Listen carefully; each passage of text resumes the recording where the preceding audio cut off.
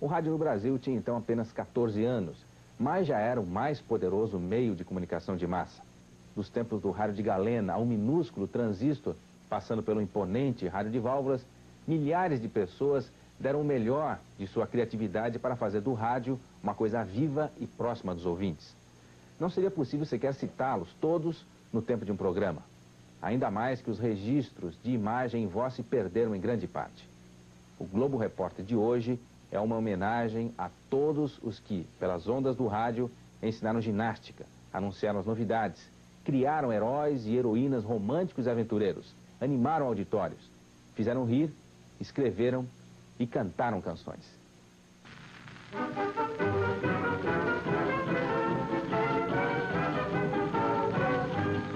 Se seu ouvido fosse um microfone ligado ao coração, eu lhe diria bem baixinho, quero ser speaker dessa estação.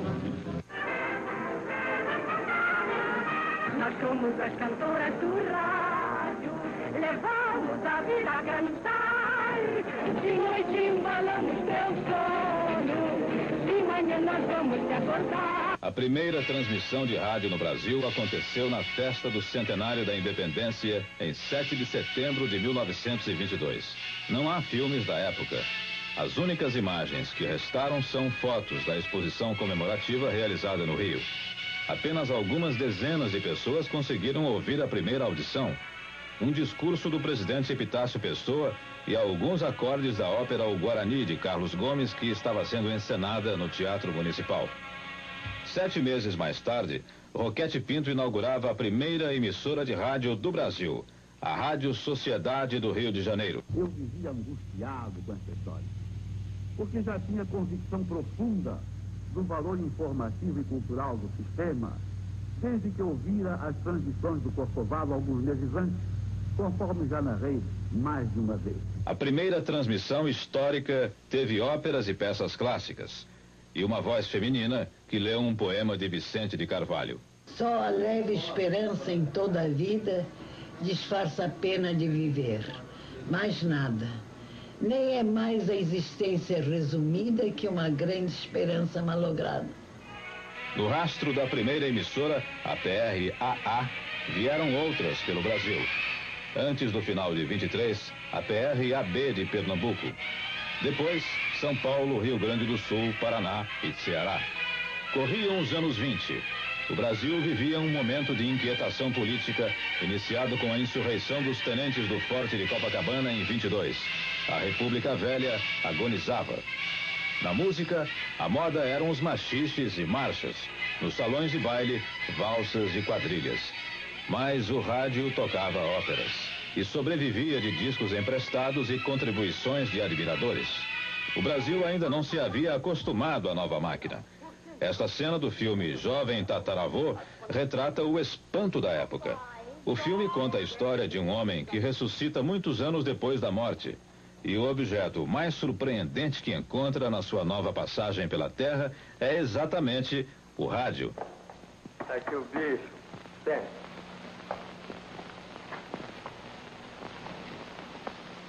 Mas é com isso que se escutam todas as partes do mundo. É. Mas assim, sem fio, sem nada. Os artistas de rádio e as emissoras também chamavam a atenção. Esta música, gravada em maio de 1930, atesta a reverência com que se começava a tratar os artistas de rádio e o espanto dos próprios artistas diante do microfone. Acaba de chegar o poeta Jararaca. Seu Jararaca, aproxime-se do nosso microfone. Aproximar de quê? Do microfone, do aparelho transmissor. Ih, meu Deus, isso aí parece mais uma caixinha de marimbó. No final dos anos 20, o rádio ainda era uma atividade amadora. O noticiário era copiado dos jornais do dia. O futebol já atraía multidões aos estádios, mas o rádio não podia transmitir os jogos. Temia-se que a renda das partidas fosse prejudicada. Poucos programas tinham anúncios. Só a partir de 32, com um decreto do presidente Getúlio Vargas, foi formalmente autorizada a propaganda radiofônica. Com dinheiro, apareceram os programas com artistas contratados. O pioneiro foi o programa Cazé, no Rio de Janeiro. O primeiro jingle foi o seguinte: Eu tinha na Rua Voluntários da Pátria, que até hoje existe Real Grandeza e Voluntários da Pátria, tinha Casa Bragança. E fabricava um pão chamado Pão Bragança. Um pão que todo mundo falava ali, ele não ligava a importância. Então eu cheguei lá falando com ele para ele me dar uma propaganda do pão. Olha, seu Casé, que propaganda de pão, que negócio. Mas o seu pão é tão gostoso. O padeiro desta rua, tenha sempre na lembrança, não me traga outro pão que não seja o pão Bragança. Agora aqui é aqueles versos de Flávio. Pão inimigo da fome, fome inimiga do pão, enquanto os dois não se matam, a gente fica na mão, ó padeiro desta... E aí era um coral, né? O rádio começava a ser descoberto como poderoso instrumento de mobilização popular. O primeiro exemplo do que ele podia fazer na política veio em 32, na Revolução Paulista, com os boletins de César Ladeira sobre a guerra. Sua contribuição para todos os movimentos liberais do Brasil e pelo valor de seus filhos, vem pagando seu tributo de sangue à fúria ditatorial. Velhos, mulheres e crianças são sacrificados com uma inconsciência sem par e uma maldade sem nome. Esta cena, filmada pela Cinédia, retrata com fidelidade o cenário das rádios da época.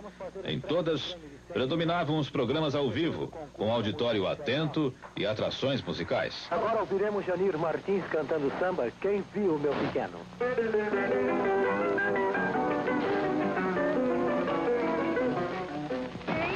Meu pequeno por aí, tipo ótimo, quem que eu faço o favor de ligar para 000 e é meu bangalô. O rádio é responsável realmente por uma transformação muito grande naquilo que se fazia em matéria de música.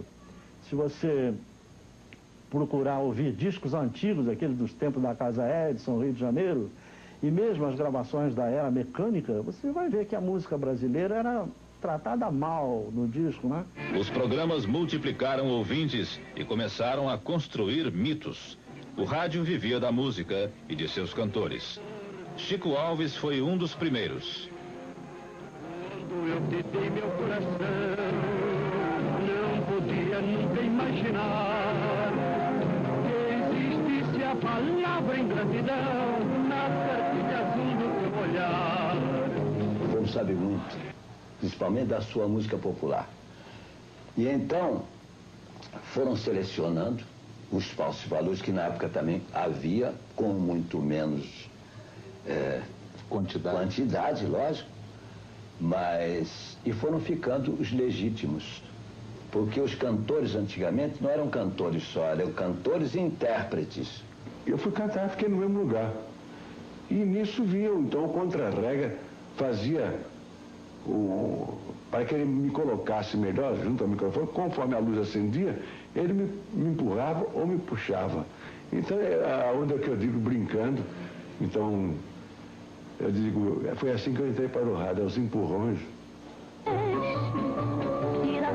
Piratas da areia, que não roubam embarcações, que ficam nas praias serenas, avançando nas pequenas e assaltando corações. Pirata, você não me engana, pirata da areia de Copacabana. Pirata, você não me engana, pirata da areia de Copacabana. Uma das vezes a Dircia caiu dura no chão, no estúdio. E o Chico fez sinal pra mim, me chamou. Eu tava no auditório pequenininho. Entrei no estúdio, ele me deu um violão, canta, canta. Eu aí comecei a cantar. Quando eu olho pra trás, depois de 3 ou 4 samba, tava o Chico, o papai e ela rindo de mim, né? E eu perdi o medo até hoje. Na metade dos anos 30, o rádio era o principal motor da música popular brasileira e do carnaval. Sucessos como Teu Cabelo Não Nega, Arrasta a Sandália, Cidade Maravilhosa, Ri de Palhaço, embalaram os foliões do país graças ao rádio. Estas cenas são do Carnaval de 33. Elas retratam um banho de mar à fantasia numa encenação do descobrimento do Brasil.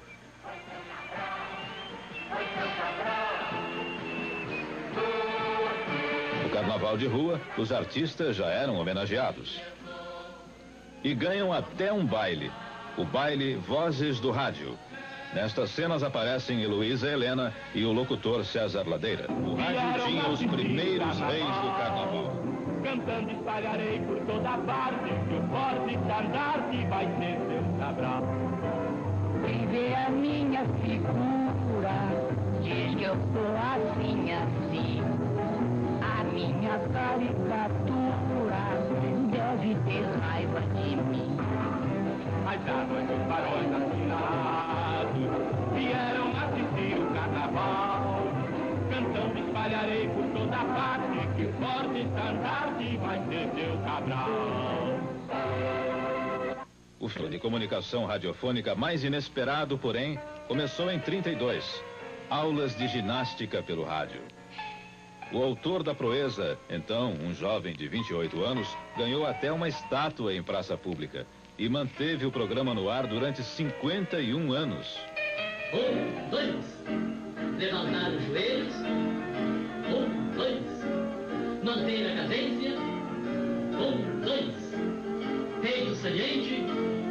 1, 2, na ponta dos pés, começar. 1, 2. As pessoas conseguiam acompanhar esses exercícios pelo rádio? Tinha, porque cada um deles tinha um mapa, né? Mapa desse, mapa 2, com bastão. Então o mapa ficava aberto na frente deles, em casa. Os radioginastas tinham com mapa. eu. Então eu via ali, mandava para lá, ele via como estava e fazia a posição. Tempo 1, tocando os pés. 2, segundo toque. 3, terceiro toque. 4, erguendo a estola nunca. A seguir, o público se diverte com os reis do riso. Por acaso, um dos primeiros programas humorísticos do rádio zombava do funcionamento do próprio veículo. Essa aparente falta de seriedade abriu caminho para todos os tipos de comicidade, incluindo a paródia, a crítica do dia a dia e o absurdo. E criou tipos inesquecíveis, com todos os sotaques, do caipira do sul ao lusitano quase castiço. 12 de setembro de 1936, 9 da noite. Num estúdio, no alto deste edifício, na Praça Mauá, na zona portuária do Rio de Janeiro, um gongo soou 3 vezes. Em seguida, falou um locutor inaugurando uma nova emissora de rádio no Brasil. Alô, alô, Brasil. Esta é a PR-8 Rádio Nacional do Rio de Janeiro. A frase é histórica.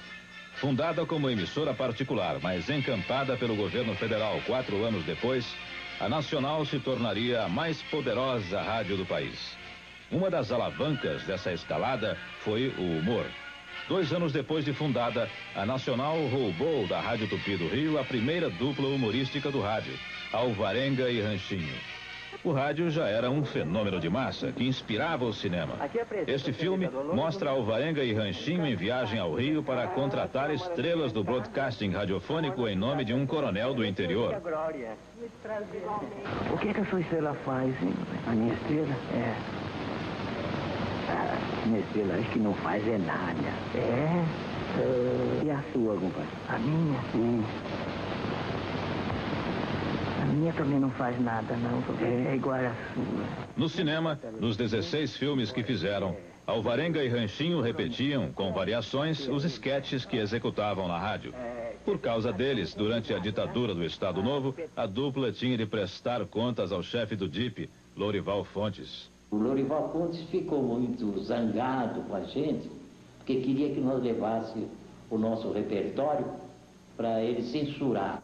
Não, eu quero censurar tudo. Tudo que vocês tiver de crítica contra o governo, vocês têm que trazer aqui para censurar.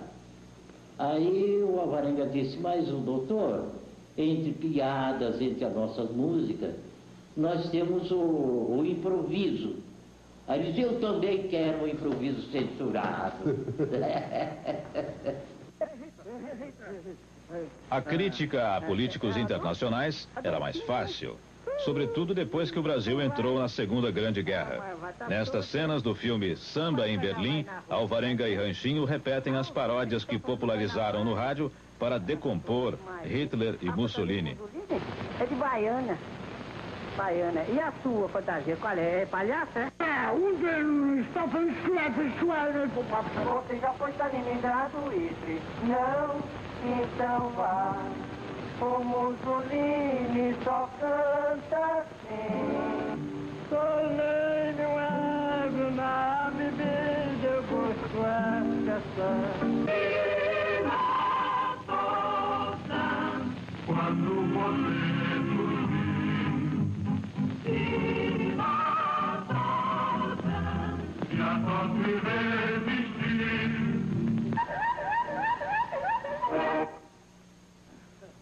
Jararaca e Ratinho formaram outra dupla caipira famosa do rádio. Bons de humor, os dois também eram craques na música. A malícia da dupla está presente nesta fala de Jararaca na Rádio Nacional. Imagina que eu tenho 9 sobrinhas. Ih, rapaz. 9 sobrinhas, todas 9 solteironas, é brincadeira isso? A mais nova já tá com 48 anos. Deixa você. Tá encruado. 9 moças dentro de casa sem casar num tempo de calor desse, é brincadeira? É uma coisa... É um tá de toma banho, Joana, te lava Maria, é uma coisa. Calor desse é uma coisa. Também elas não sabem nem namorar, como é que vai casar? Só namora com cacheiro viajante, como é que pode? Será que tem um cacheiro viajante? Cacheiro viajante não dá tempo pra casar. Hein? Ele só chega, apresenta as amostras e cai fora logo, né? Pílulas de vida trazem saúde para todos nós. Uma das vítimas prediletas do rádio, porém, era o próprio rádio. Como na divertida estação clandestina do rádio, a PRK-30, inicialmente PRK-20.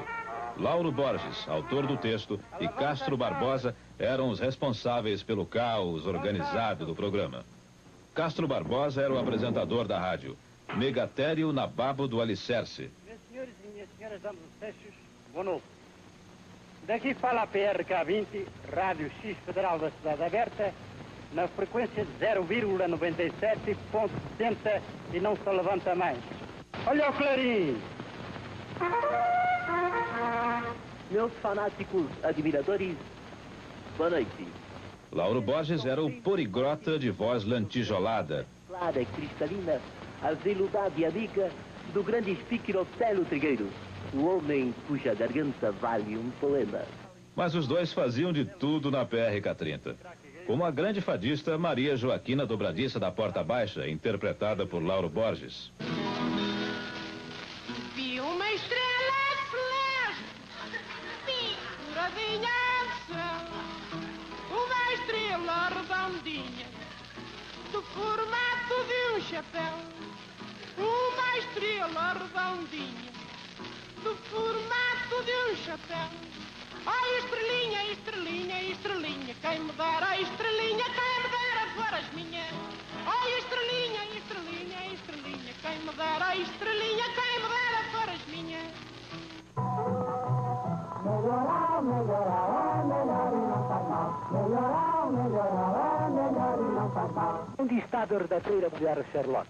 Típico do humorismo de rádio era o artista das 1000 vozes, que fazia vários personagens sozinho. Um dos melhores foi Silvino Neto.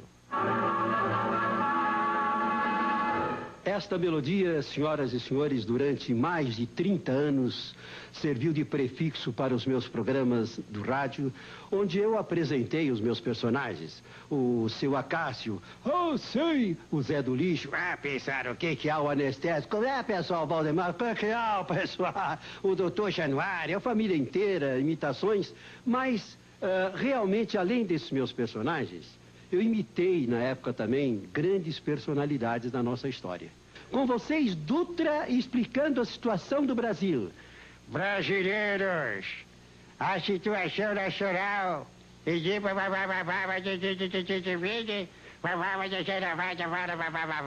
Minhas caras patrícias, meus caros patrícios, povo da minha terra, só eu sou testemunha e Deus, o nosso Pai Todo-Poderoso, do quanto sofri no governo de São Paulo.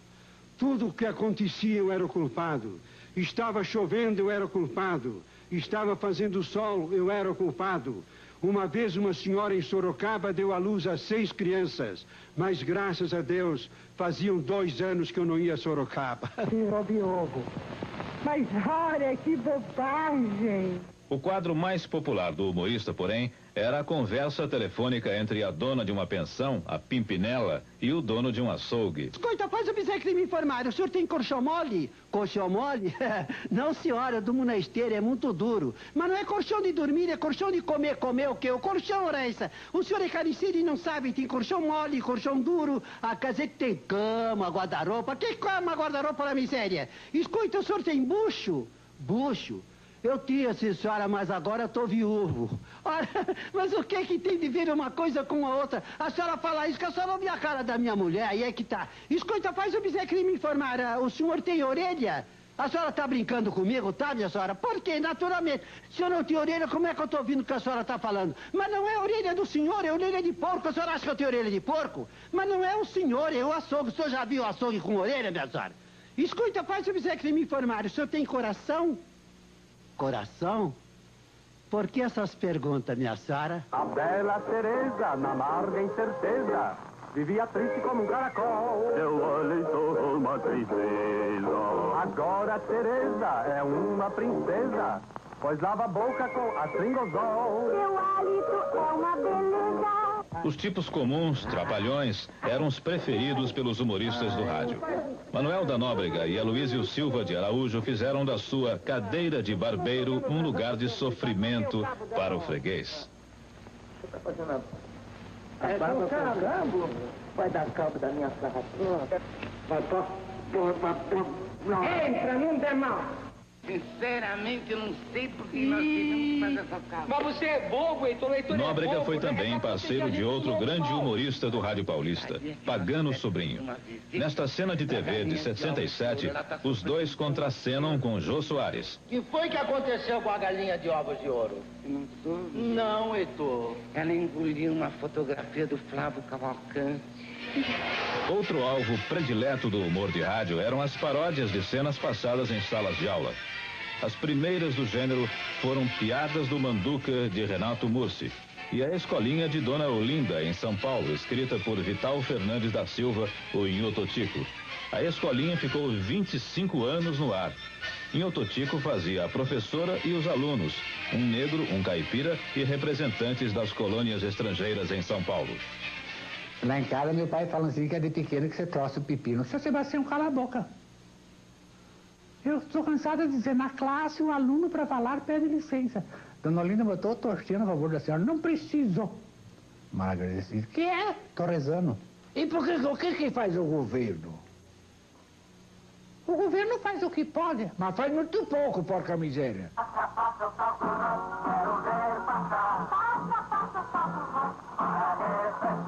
Adoniran Barbosa, também compositor de sucesso, foi o protagonista de História das Malocas, programa escrito por Oswaldo Moles, um dos humoristas mais originais do rádio.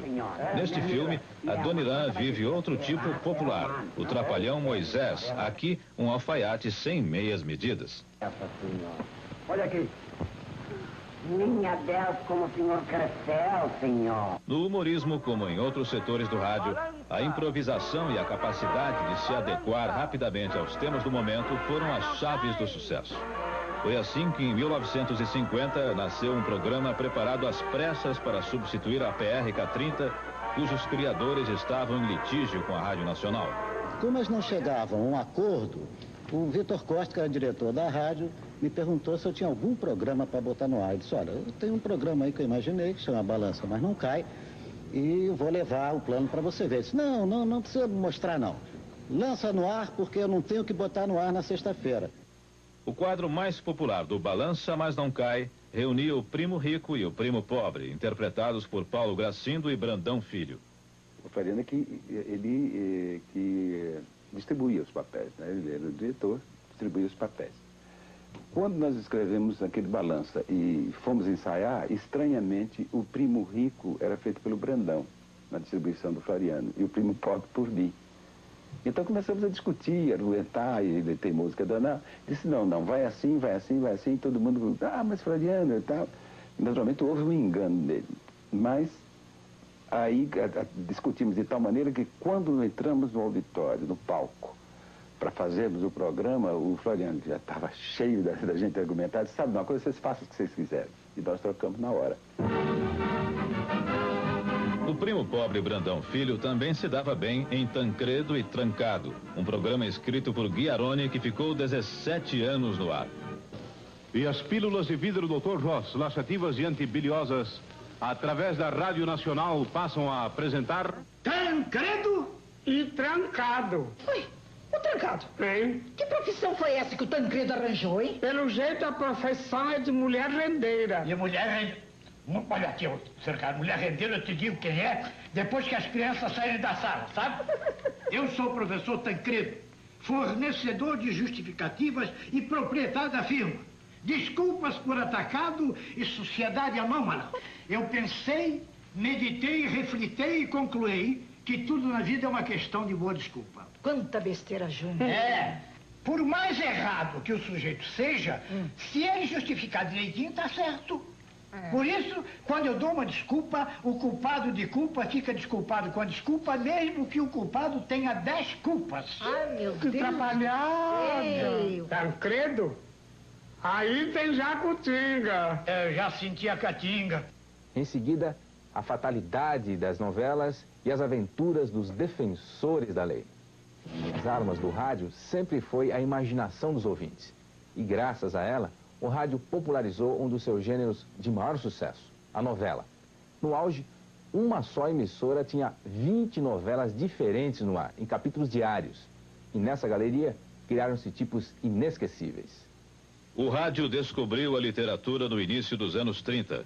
As histórias eram lidas página por página, diretamente dos livros. Eu tinha um programa de Defensores da Lei, um programa policial, porque antes do programa da lei eu tinha um programa policial, Sherlock, era a radiofinalização das obras de Conan Doyle, Sherlock Holmes. Então é Luiz Ernesto Almeida que fazia o script. E o Zaru era o locutor, era o detetive. O teatro veio logo depois, com a contratação de atores e a leitura de peças. Vim para o rádio porque eu já era ator de teatro. O Olavo de Barros, que era um grande diretor e ator, e gostava muito de mim, me convidou, porque eu lia fácil, né? Então eles procuravam aqueles atores que liam mais facilmente, de primeira. Então ele me convidou para o que se chamava naquele tempo o teatro cego. Isto é, você pegava os 3 atos de uma peça e lia, simplesmente. No rádio? No rádio. Sem música, sem contra-regra, sem nada. Então chamava-se isso o teatro cego. Nós fizemos isso experimentalmente e foi um sucesso extraordinário. Mas a novela era um gênero no qual as emissoras não queriam investir. O Mr. Penn tinha trazido de Cuba algumas novelas, algumas histórias seriadas. Gilberto Martins traduziu, mas tinha medo, que era um gênero inteiramente novo. Medo do público, evidentemente, E não aceitar. mudar de estação. Isso, exato. Mas aí viu, disse, olha, eu vou lançar, eu estou vendo que lendo vocês estão agradando, quanto mais representando. E comprou o horário da Nacional, pagava o cachê aos artistas e ainda nos pagava a gravação à noite. A primeira novela foi ao ar no desacreditado horário das 10h30 da manhã na Rádio Nacional do Rio de Janeiro. Chamava-se Em Busca da Felicidade. O Globo Repórter reconstruiu com atores da época um trecho do primeiro capítulo. Eu era feliz no Colégio das Irmãs. Mas isso aconteceu há 18 anos. Hoje a vida mudou tanto. Doutor Mendonça, o que aconteceu? Nada, Alfredo, nada. Não há motivos para alarmes. A Anitta está um pouco nervosa, um pouco emocionada. Quando o rádio completa 60 anos no Brasil, qual é o seu sentimento diante desse fato? Meu sentimento é o mesmo que eu tenho sobre a minha carreira. Eu completo agora em setembro 56 anos de vida artística. E esses 60 anos de rádio, parece que eu participei desde o princípio, desde 1927, na Rádio Record, em São Paulo. Eu já trabalhava, fazia esquetes. E desculpem, eu cantava também. Naquela época ainda não existia o tape, a fita magnética, era tudo ao vivo, como a gente viu aqui nessa reconstituição. Havia muitas gafes? Inúmeras. Inúmeras. E isso é natural quando a gente faz a coisa ao vivo, não é? Você se lembra de alguma curiosa? Me lembro de várias até. Isso foi até num programa do Sombra, que eu fazia um agente de polícia que devia matar um bandido. E na hora o revólver falhava. Falhava. Havia aquele tec-tec do revólver e não saía o tiro. Não. Então eu, para consertar a cena, eu vou e digo, você pensa que escapou da morte porque o meu revólver está falhando? Mas você não vai escapar da minha faca. E nessa hora, sai o tiro. Essa é uma delas. Quando a novela começou a fazer sucesso, o rádio chegou até a emprestar atores ao cinema. Quase todas as emissoras tinham novelas em suas programações. Os títulos evocavam sempre vidas cheias de conflitos, dramas monumentais, personagens sofridas.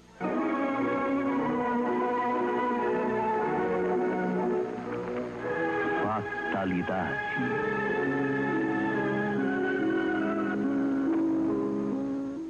Uma escada para o céu é a dramática e comovente história de amor que Janete Claire escreveu e que a Rádio Nacional apresentará hoje, às 8 horas da noite, em seu primeiro e emocionante capítulo.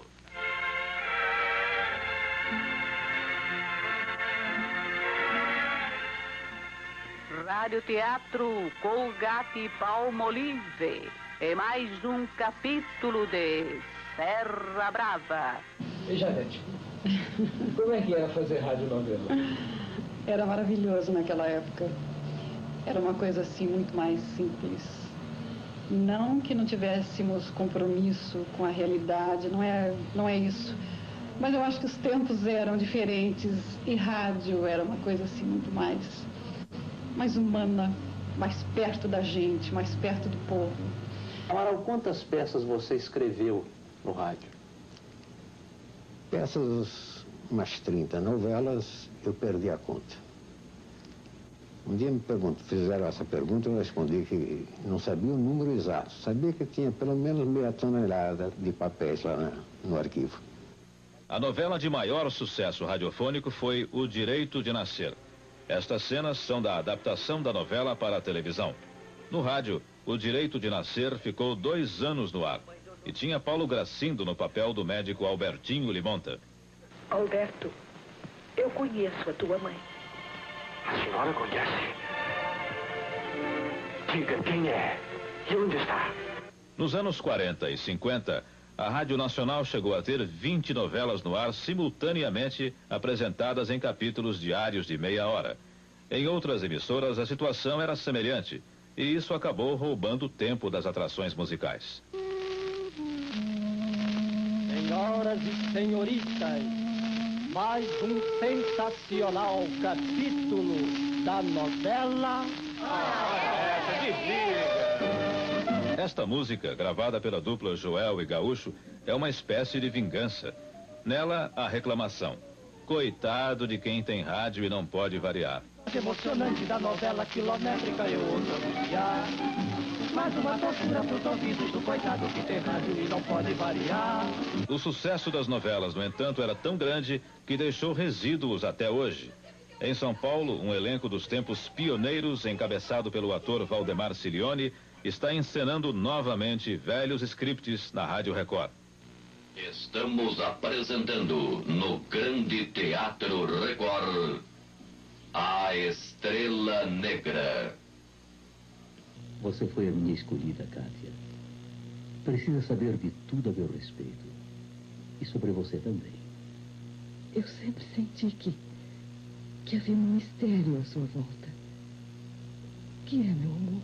Lançamos o Radiatro há 3 meses, o Radiatro está no ar, e eu posso afirmar a você que, através da inúmera correspondência que recebemos, através do Ibope, que já vem registrando uma extraordinária ascensão, e da pesquisa que pessoalmente nós fazemos, nós temos absoluta certeza que o Radiatro está voltando ao rádio. as novelas geraram outro gênero de sucesso, os seriados de aventura. Uma espécie de novela para homens que se recusavam a acompanhar os enredos românticos da época. O mais famoso contava as peripécias de um herói brasileiro.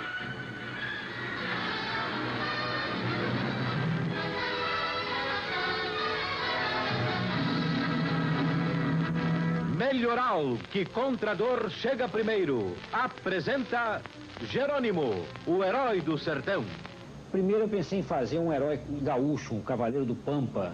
Tinha até nome, Bento Faria, o cavaleiro do Pampa. Mas aí acharam que era muito regional, que o resto do Brasil aceitaria com uma certa resistência, que era mais fácil, pelo tipo de mitologia brasileira, um herói que não fosse localizado em lugar nenhum, mas tivesse um perfume de Nordeste.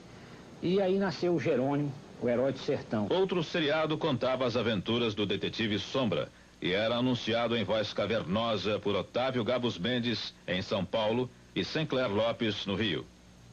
Quem sabe o mal que se esconde nos corações humanos?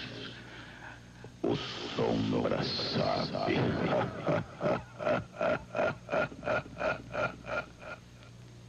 Outro seriado que ficou 17 anos no ar relatava as andanças de um milionário bonitão que tinha por hobby combater o crime.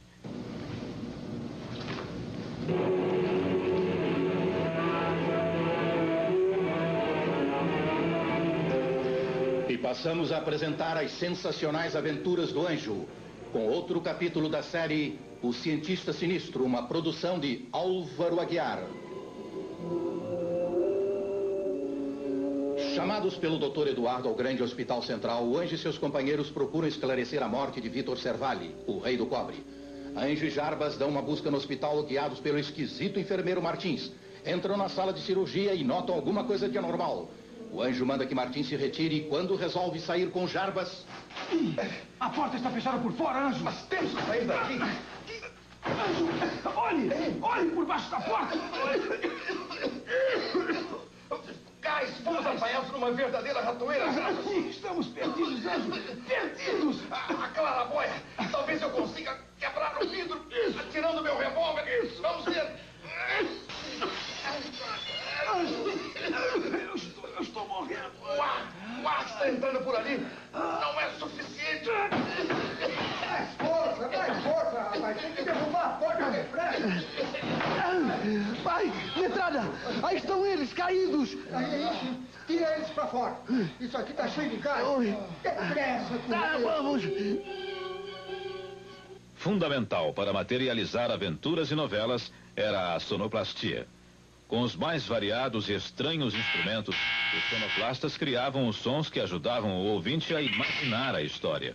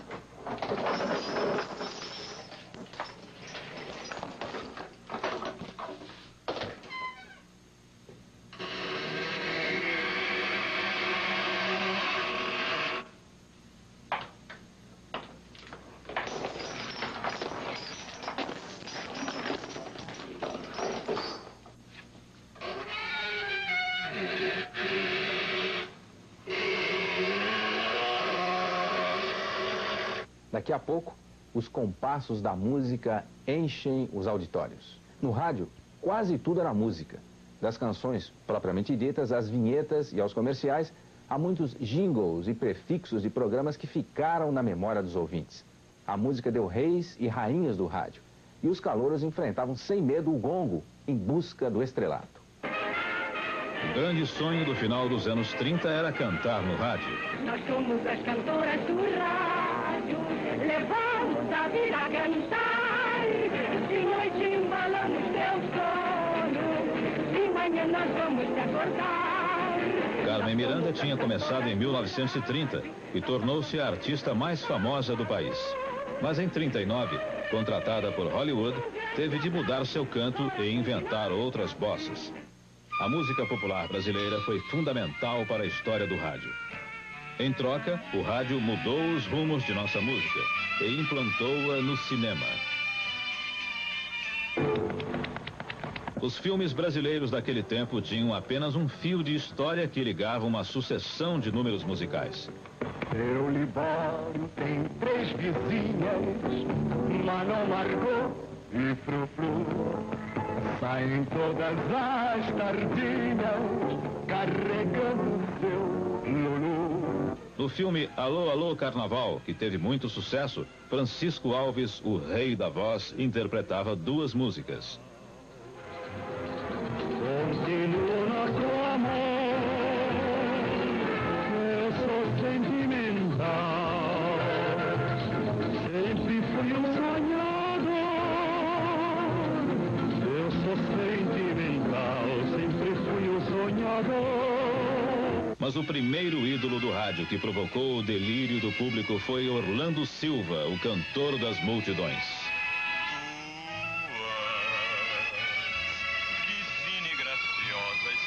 Majestosa do amor por Deus esculturada e formada por... Eu não tenho gravata, não, senhor. Que coisa. Tá bom, meu cara. Anuncia aí o que vai cantar, viu? E felicidade, viu? Muito obrigado. Vamos ver. Eu vou cantar uma canção... Programas de calouros como este, do filme O Ébrio, com Vicente Celestino, representavam a chance de subir na vida e conquistar as multidões. Dormi às noites num banco tosco de jardim. Papel Carbono, de Renato Mursi, ficou 26 anos no ar. E nele começaram a carreira dezenas de futuros astros e estrelas da música. Renato, quais os artistas que o Papel Carbono revelou? Não, eu não vou falar todos porque aqui não dá tempo, né? Eu posso citar alguns. Zé Vasconcelos, Luiz Gonzaga, Chico Anísio, Roberto Carlos, Anja Maria, Helen de Lima, Doris Monteiro, Cláudia Barroso, Adelaide Quioso. Ari Barroso e Heber de Boscoli criaram programas de calouros de sucesso. Glostora. A música se tornou tão importante para o rádio que alguns comerciais, os reclames, como se dizia na época, duraram mais na memória dos ouvintes que muitas canções. Jingles eu fiz muitos, né? Eu tenho alguns que marcaram a época, como tem um jingle da Coca-Cola, feito para o Natal, usando o tema musical do programa Coca-Cola. Eu vou dizer, o programa Coca-Cola chamava-se 1 milhão de melodias, na verdade. Como é que era o jingle? Nessa hora tão feliz, a família em reunião cordial, Coca-Cola presente lhe diz, feliz ano novo, feliz Natal.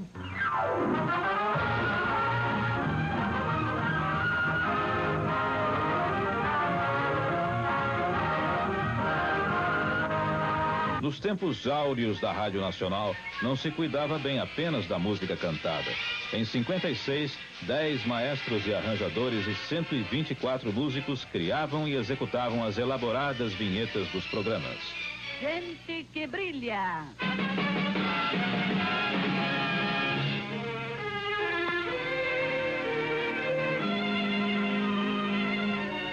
Boa noite, ouvintes. Seu amigo Paulo Roberto dando início a mais uma audição do programa Gente que Brilha, ao microfone da Rádio Nacional do Rio. No final dos anos 40, os programas de auditório se tornaram uma atração decisiva. Heber de Boscoli e Yara Salles no programa A Felicidade Bate à Sua Porta iam cada semana a um bairro do Rio, onde distribuíam prêmios e apresentavam cantores. O auditório aí era a multidão na rua. No Cassino do Chacrinha, o auditório era inventado. Abelardo Barbosa usava a sonoplastia para dar a impressão de programa ao vivo no auditório de um cassino. Uma certa vez, lá na Tamoio, foi um casal de argentinos, tá entendendo? A mulher de vestido de baile, o homem todo de smoke e tudo mais. Foram à rádio Tupi, que a Tupi então era igual, né? Foram lá com a exclusividade de uma pessoa que ia a um cassino. Foram lá pensando que aquilo era um cassino. E quando chegaram lá, me viram eu de cueca, tá entendendo? Eu ficava de cueca, junto com o pé do cara lá em cima, o cara cá embaixo, arrodeado de panela, fazendo o programa. Então o camarada achou muita graça e voltou para casa, tudo aí. Os programas de maior êxito eram feitos mesmo no auditório das rádios. Paulo Gracindo, César de Alencar e Manuel Barcelos eram os animadores mais populares. Prepara a mão, bate outra vez. Este programa pertence a vocês.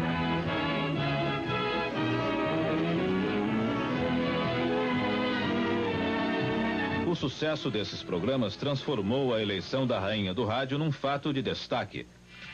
Durante 11 anos, Linda Batista tinha mantido a coroa. Em 48, ela encerrou o reinado que continuou na família. Era o 11º que eu tinha ganho, então no 12º, deixa eu te falar, vou passar a coroa pra minha irmã, entendeu? Lógico, negócio de monarquia, né? Eu quero mostrar a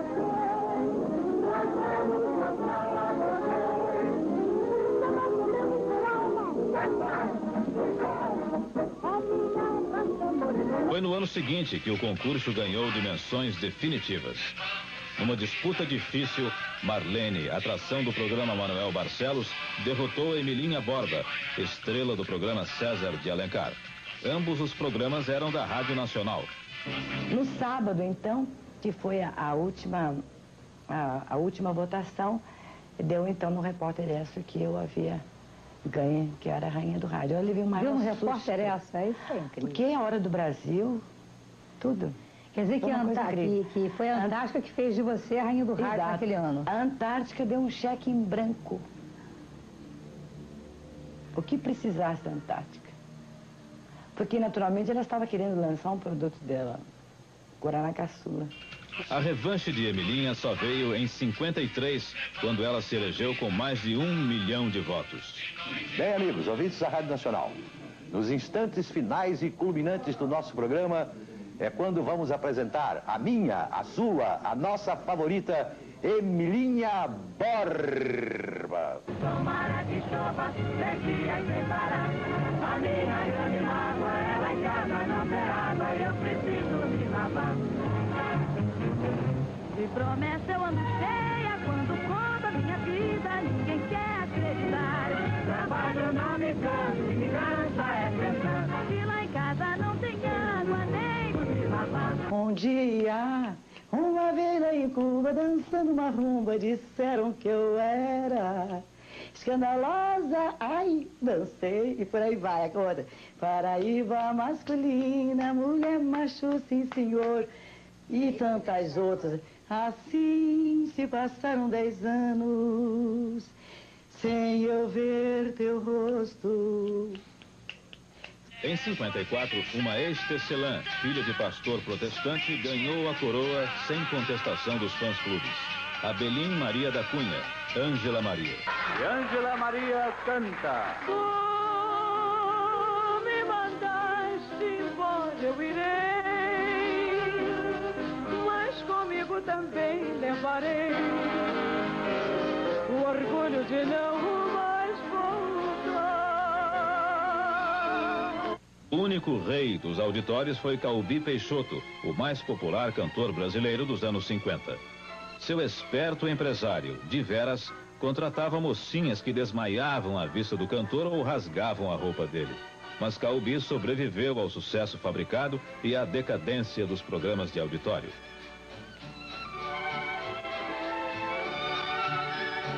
Eu sei que vocês vão dizer que é tudo mentira e não pode ser, porque depois de...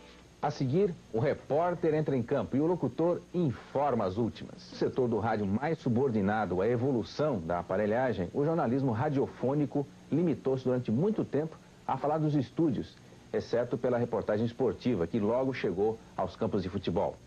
Com a evolução da técnica e usando muita criatividade, os repórteres do rádio foram buscar a notícia e transmiti-la nos lugares onde ela nascia.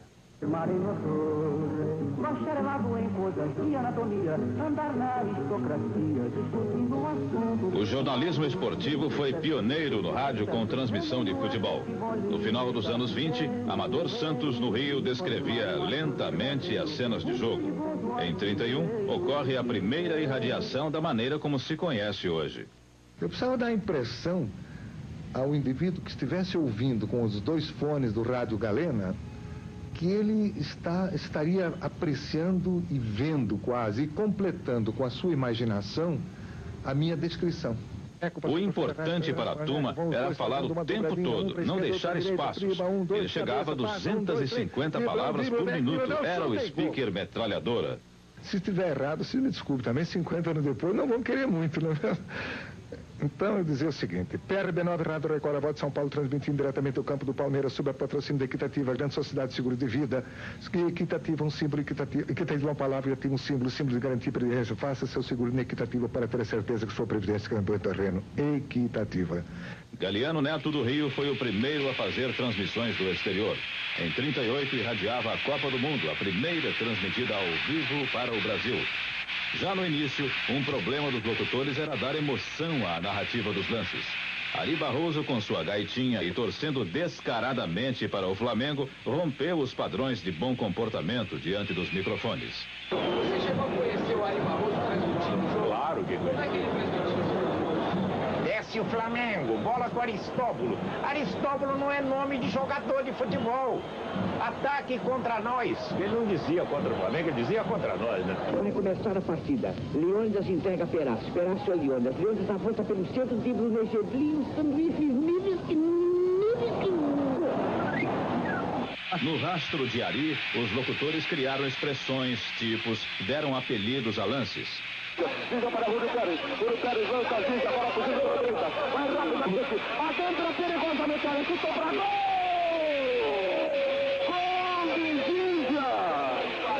Gol de Ginja para os uruguaios! O rádio, desde o início, acompanhou também outros esportes. Em 36, no Hipódromo da Moca, em São Paulo, Teófilo de Vasconcelos fez a primeira irradiação de uma corrida de cavalos. Correu o ano 36, quando eu fui uma tarde ver o que era esse negócio de corrida, porque eu não conhecia nada de corrida, mal distinguia o jockey do cavalo. E fui e gostei, e vi que a corrida de cavalo é um espetáculo essencialmente radiogênico. E eu, então, propus uma concessão experimental aos diretores do Jockey Clube de São Paulo, na época, que concederam uma corrida para eu transmitir. Os noticiosos baseavam-se na leitura de jornais e telegramas. Tudo se passava no estúdio. A figura do rádio repórter ou repórter volante surge em 36. O equipamento era uma caixa com o fio ligado a um microfone. Não tinha mais do que isso. E uma antena. E uma antena, exatamente, uma antena. Então eu punha, era uma mochila, uma espécie de mochila, ela já vinha com uma capa, punha nas costas e saía com aquilo na mão, falando. O primeiro noticioso de prestígio surge em 41. O prefixo do jornal, em poucos anos, se tornou um som conhecido e esperado nas principais cidades do país. Amigo ouvinte, aqui fala o repórter Esso, testemunho ocular da história. Um gaúcho, Heron Domingues, se tornaria o locutor símbolo do repórter Esso. Atenção, atenção, Beverly Hills, Califórnia, faleceu Carmen Miranda. Beverly Hills, Califórnia. O falecimento de Carmen Miranda ocorreu ao amanhecer de hoje em sua residência, momentos depois de se despedir de amigos. Um ano depois do surgimento do repórter Esso, Corifeu de Azevedo Marques cria o segundo noticioso importante. A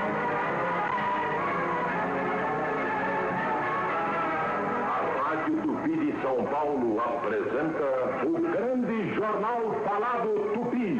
Direção de Corifeu de Azevedo Marques. Sexta-feira, 3 de abril de 1942. Ano 1, número 1.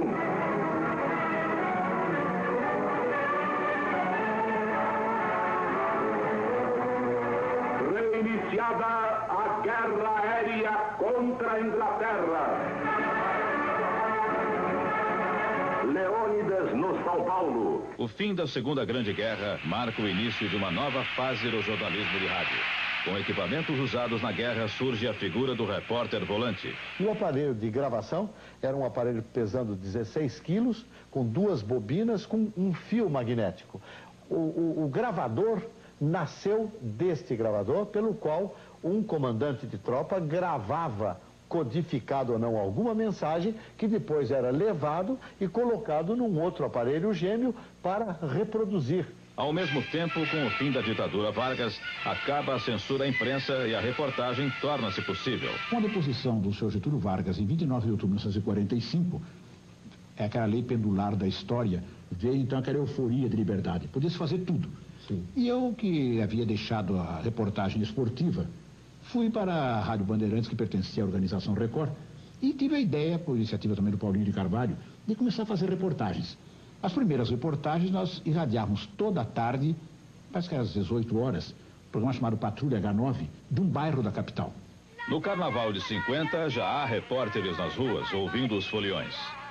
Rádio Nacional do Rio de Janeiro, fixando aspectos do Carnaval Carioca, agora transmitindo diretamente do Largo da Carioca. Estamos aqui diante do Bloco Milionários de Buenos Aires. Começam a surgir os primeiros grandes repórteres. Uma dupla ficou famosa, Tico Tico e Carlos Espera. Da República, esse repórter durante 5 anos acompanhou por várias partes do Brasil. E é um prazer imenso, é com emoção que esse repórter o cumprimenta nesta última entrevista. O repórter Esso durou no rádio 27 anos. Na última transmissão, o locutor Roberto Figueiredo termina chorando. Última edição radiofônica. Pode o seu repórter Esso recordar as mais sensacionais informações transmitidas para todo o Brasil e em toda a sua vida. 1941, os japoneses atacam a base norte-americana de Pearl Harbor. 1954, suicídio de Getúlio Vargas. 1959, Fidel Castro vence a Revolução Cubana. 1968, Estados Unidos em foco. Assassinados Luther King e Robert Kennedy. Os americanos fazem a primeira viagem em torno da Lua. O repórter Esso, um serviço público da Esso Brasileira de Petróleo e dos revendedores Esso, encerra aqui o seu período de apresentações através do rádio. Boa noite, ouvintes, e feliz ano novo são os votos da Esso. Tomara que chova, sequia sem parar. A minha grande mágoa é lá em casa não ter água e eu preciso me lavar. 23 horas